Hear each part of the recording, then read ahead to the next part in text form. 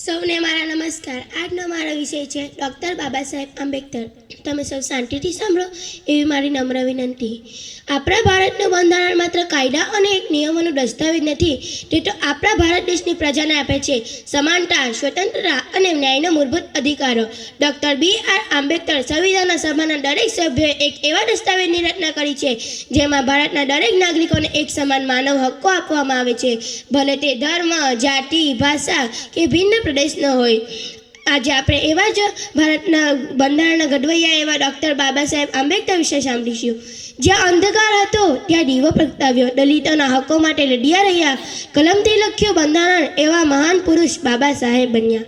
Doctor Baba Saheb મહાન નેતા, સમાજ સુધારક, વિદ્વાન હતા। તેમનો જન્મ 14 એપ્રિલ 1891ના રોજ થયો હતો। મધ્યપ્રદેશના મહુ શહેરમાં એમનો જન્મ થયો હતો। તે બાળપણથી જ ખૂબ હોશિયાર હતા, પરંતુ જાતિવાદ અને અસ્પૃશ્યતાના કારણે તેમને ઘણા બધા કષ્ટો સહન કરવા પડ્યા હતા। ડૉક્ટર બાબા સાહેબ આંબેડકર ઉચ્ચ શિક્ષણ માટે વિદેશ જઈને અભ્યાસ કર્યો। અમેરિકાની ઇંગ્લેન્ડ કોલેજમાંથી ઉચ્ચ ડિગ્રી મેળવી તેમણે સમાનતા, સ્વતંત્રતા અને ન્યાયપ્રિય બન્યા। જ્યારે ભારતને સ્વતંત્રતા મળ્યા બાદ ભારતનું બંધારણ ઘડવા માટે ડૉક્ટર બાબા સાહેબને ખૂબ મહત્વપૂર્ણ ભૂમિકા ભજવી। તેમને એટલા માટે તેમને ભારતના બંધારણના શિલ્પકાર કહેવામાં આવે છે। ડૉક્ટર બાબા સાહેબ આંબેડકરે સમાનતા, સ્વતંત્રતા અને ભાઈચારાનું મહત્ત્વ સમજાવ્યું છે।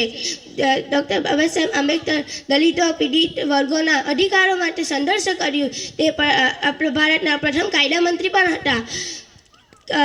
કલમ હતી હથિયાર, વિચાર હતા તલવાર। અન્યાય સામે ઊભા રહ્યા અગર અવતાર।